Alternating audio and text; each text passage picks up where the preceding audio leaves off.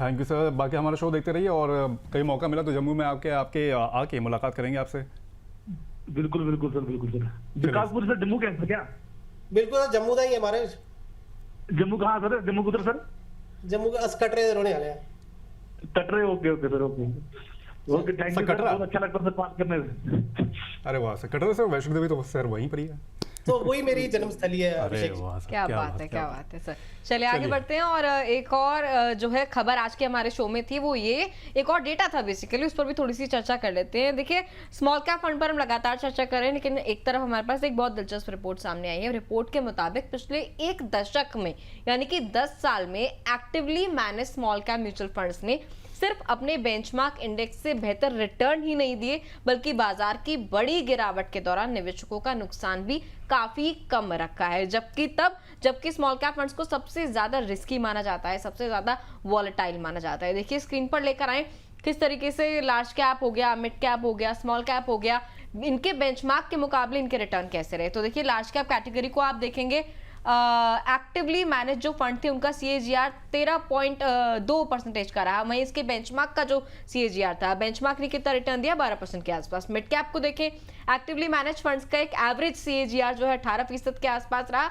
जो कि बेंचमार्क से आसपास ही है, बहुत ज्यादा आगे नहीं है। लेकिन स्मॉल कैप को जहां आप देखते हैं, एक्टिवली मैनेज जो फंड थे स्मॉल कैप कैटेगरी में, उन्होंने 20% के आसपास के रिटर्न दिए, जबकि बेंचमार्क से 4 से 5% ज्यादा, बेंचमार्क ने 16% के आसपास के रिटर्न दिए। फ्लेक्सी कैप भी इसमें है, जिसने एक्टिवली मैनेज फंड्स ने जो है 15% के आसपास के रिटर्न दिए, और वहीं बेंचमार्क ने जो है 13% के आसपास के रिटर्न दिए। सर ये कितना महत्वपूर्ण हो जाता है, क्योंकि बेंचमार्क हम लोग देख रहे हैं हालांकि सभी नहीं दिए हैं, लेकिन स्मॉल कैप का जो हम लोग गैप देख रहे हैं बेंचमार्क का और एक्टिव CAGR का 20% CAGR इसका रहा है, और प्लस बेंचमार्क की अगर बात करें 16% रहा है। सर ये कितना इंपॉर्टेंट हो जाता है किसी भी फंड के लिए और किसी भी निवेशक के लिए इस चीज़ को देखना कि बेंचमार्क से कितना ज़्यादा अच्छा परफॉर्म कर रहा है, उसके बेसिस पर वो डिसाइड करना है कि इसमें निवेश करना चाहिए। और खास करके सब जब ये एक दशक का डेटा, मतलब 10 साल या उससे ज्यादा का होराइजन किसी निवेशक का है, तो क्या स्मॉल कैप सबसे रिलायबल ऑप्शन है फंड्स में? देखिए स्मॉल कैप सबसे रिलायबल है ये नहीं बोल सकते हैं, बट ये जरूर बोलेंगे कि इस तरह का अल्फा स्मॉल कैप से निकल के आएगा। क्योंकि आपके जो पोर्टफोलियो में खाली आप स्मॉल कैप रख दें तो वो भी रिस्की हो जाता है, जिसको हम कॉन्सेंट्रेशन रिस्क की बात करते हैं। तो इसलिए किसी भी पोर्टफोलियो को आपको थोड़ा सा डिवाइड करके चलना पड़ेगा, जैसे थोड़ा स्मॉल कैप, थोड़ा मिड कैप, थोड़ा सा लार्ज कैप की, ताकि पोर्टफोलियो को थोड़ा सा कुशन भी मिले। तो एक तरफ स्टेबिलिटी है, एक तरफ ग्रोथ है। केवल स्टेबिलिटी की तरफ जाएंगे तो ग्रोथ नहीं मिलेगी, केवल ग्रोथ की तरफ जाएंगे तो स्टेबिलिटी नहीं मिलेगी। तो आपको एक जो है अप्रोच लेनी पड़ेगी जहां पे आपको एक ब्लेंडेड पोर्टफोलियो हो, जहां पे स्टेबिलिटी भी हो, ग्रोथ भी हो। तो ऐसे केस में जो है स्मॉल कैप, लेकिन स्मॉल कैप केवल स्मॉल कैप ही सबसे सही ऑप्शन है वैसा नहीं है। स्मॉल कैप आपके पोर्टफोलियो का हिस्सा होना चाहिए, बिकॉज कुछ साल ऐसे भी आते हैं जब स्मॉल कैप नहीं चलते या स्मॉल कैप में बिकवाली आती है, तो गिरावट भी बहुत जोर से होती है। ठीक है, चलिए इस पर आगे डेटा पर और चर्चा करेंगे, लेकिन इस बीच शशि जी हमारे साथ कॉल पर जुड़ गए। शशि जी आपको नमस्कार। नमस्कार मैडम। कैसे हैं सर, कहाँ से बात कर रहे हैं? मैं ठीक हूँ, मैं बिहार से, पटना से बात कर रहा हूँ। पटना से बात कर रहे हैं, ठीक है सर, अपना सवाल पूछिए। आप क्या है, विकास सर से क्या पूछना चाहते हैं? मैं 10,000 रुपये का SIP करना चाहता हूँ और लगभग 25 सालों के लिए, और 10% स्टेपअप के साथ।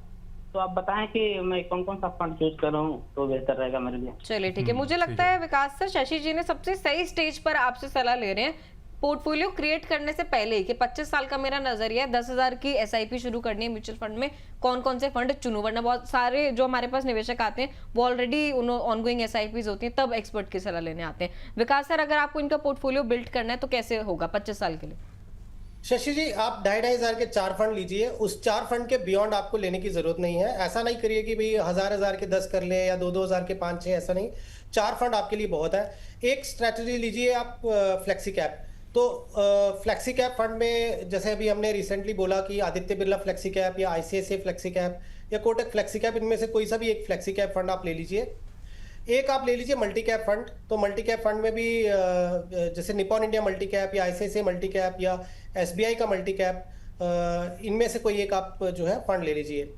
एक आप लीजिए mid cap. So mid cap में आप जो है इन्वेस्को मिड कैप या कोटक मिड कैप, इन दोनों में से कोई एक आप चूज कर सकते हैं। और एक आप ले लीजिए स्मॉल कैप, वो है बंधन स्मॉल कैप। तो ये आप पोर्टफोलियो जो है 4 फंड से सिप अपनी शुरू कर दीजिए। फिर उसके बाद आप कुछ मत करिए इन टर्म्स ऑफ के फंड्स को ज़्यादा ऊपर नीचे करने की जरूरत नहीं है। हाँ, आने वाले समय में सिप का अमाउंट बढ़ा पाएं तो अच्छी बात है। स्टेप अप आपने बोला ही कि आप स्टेप अप भी करेंगे तो बहुत अच्छी बात है। ये 4 स्ट्रेटजी के साथ आप करें तो लगभग आपका पूरा बाजार इसमें कवर हो जाएगा। अब इसमें क्या होता है कि बहुत सारे केसेस में लोग ये भी बोलते हैं कि आप इंडेक्स फंड ले लीजिए एक, बट यहाँ पे मैं ये आपको बोलूँगा कि एक्टिव फंड्स अगर आप देखेंगे जो अभी इनफैक्ट डेटा दिखाया भी है स्क्रीन पे, तो इंडिया में अभी भी बहुत सारे एक्टिव फंड मैनेजर्स या एक्टिव फंड्स ऐसे हैं जहाँ पे फंड मैनेजर्स ने 5 साल या 10 साल या 3 साल के टाइम होराइजन में अच्छे से जो है बेंचमार्क को बीट किया है। अब आप मैं थोड़ी सी एग्जांपल दे देता हूँ, जैसे 3 और 5 साल के टाइम होराइजन में बंधन स्मॉल कैप अपने बेंचमार्क को बीट कर रहा है। निपॉन का जो स्मॉल कैप है 5 और 10 साल के टाइम होराइजन में, और देखिए 5 साल या 10 साल के टाइम होराइजन में लगातार बेंचमार्क को बीट करना कोई आसान बात नहीं है। तो हमारे इंडियन फंड मैनेजर्स वो करके दिखा रहे हैं। इसी तरीके से अगर आप देखेंगे मिड कैप में इन्वेस्को मिड कैप जो है 3, 5, 10 साल तीनों साल का अगर आप टाइम होराइजन देखेंगे उसमें बेंचमार्क को बीट कर रहा है। यही चीज़ Nippon India growth mid cap fund की है, 3, 5, 10 साल में इंडेक्स को बीट किया है। यही चीज़ जो है इडलवाइज मिड कैप की है। तो माई पॉइंट इज कि एक तरीका ये भी है कि आप 2 इंडेक्स फंड ले लीजिए, एक लार्ज कैप का इंडेक्स फंड ले लीजिए, एक मिड कैप का इंडेक्स फंड ले लीजिए और छोड़ दीजिए। बट अगर आपको अल्फा जनरेशन चाहिए, और फिर से वापस स्क्रीन पे आप देख ही रहे होंगे कि एक्टिव फंड्स ने बेंचमार्क को बीट किया है इंडिया में और अभी भी फंड मैनेजर अच्छे से कर रहे हैं। तो मुझे लगता है कि ये जो 4 फंड्स आपको बताए और 4 स्ट्रेटजीज बताई है, ये करके आप अपने पोर्टफोलियो को बिल्ड करते जाइए। ठीक है, समय कम है हमारे पास, लेकिन विकास सर एक चीज और शशि जी के लिए मैं जानना चाहूंगी, आज से क्रिएट कर ले मान लीजिए पोर्टफोलियो जो है आज से कल से, तो रिव्यू कब करें इस पोर्टफोलियो को? फंड तो आपने बता दिए, flexi cap, multi cap, mid cap, small cap, इसको रिव्यू कितने टाइम में करते रहना है? एटलीस्ट आपको देखिए आप उसको रोज रोज देखते जाएंगे तो आपको वो स्ट्रेस होगा। तो 6 महीने में एक बार रिव्यू करें, ये देख लें कि हाँ मेरा कितना निवेश किस में हुआ। अच्छा, एक चीज़ ज़रूर हो सकती है कि किसी 6 महीने में हो सकता है लार्ज कैप चल जाए और स्मॉल और मिड ना चले हो, तो आपको लगेगा मेरा लार्ज कैप अच्छा रिटर्न दे रहा है तो मैं मिड और स्मॉल कैप को तो बंद कर देता हूँ और तो लार्ज में ही सारा पैसा डाल दूँ। ऐसा मत करिएगा। वो मैं सबको ये बोलते ही रहता हूँ कि किसी एक टूर्नामेंट में विराट चलेंगे, किसी एक टूर्नामेंट में रोहित चलेंगे, किसी एक में हार्दिक पांड्या चलेंगे, लेकिन ऐसा नहीं है कि एक ही खिलाड़ी को खिलाया जाए। तो आपके ये फंड्स में आप बने रहें। हाँ, आपको जब बीच में टॉपअप या स्टेपअप के अलावा कभी पैसा छूटे तो जो आपके स्ट्रैटेजीज ज़्यादा डाउन होंगी उसमें आप थोड़ा और एडिशनल परचेज करें ताकि आपको एवरेजिंग का बेनिफिट मिल पाए। सर कल के मैच में दोनों चले थे लेकिन इंडिया मैच हार गई सर। ठीक है, वो अनफॉर्चुनेट रहा अभिषेक। मुझे लगता है कि बुमराह की कमी खली। हाँ। अगर बुमराह होते तो शायद वो एक्स्ट्रा 20-25 रन नहीं पड़ते हमें, शायद उतने भी।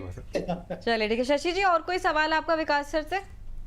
ये सभी मैं एसआईपी के बारे में जो पूछ रहा हूँ कि 10,000 रुपए में करना चाहता हूँ मंथली, तो सभी में बराबर अमाउंट करूँ या फिर हाँ, सर ने बोला तो आपको 2,500 2500 रुपए, 2,500 आपका 10,000 का है ना, तो 2,500 आप 2,500 एक फ्लेक्सी कैप में, 2,500 मल्टी कैप फंड में, 2,500 मिड कैप में और 2,500 बंधन में। बाकी आप जब शो एक बार वीडियो के तौर पर अपलोड हो जाएगा तो आप दोबारा सुन लीजिएगा अगर कुछ स्किप हो गया है तो। अभी थोड़ी सी समय कम है। और कुछ बाकी अगर जानना चाह रहे हैं आप? ठीक है मैम, चलिए ठीक है, थैंक यू। कोई भी Thank you so much, confusion होता है आगे चल के तो आ जाइएगा, सिप के टिप में रोज एक्सपर्ट्स आते हैं, आपके पोर्टफोलियो पर आपको राय मिल जाएगी। जी धन्यवाद। चलिए ठीक है।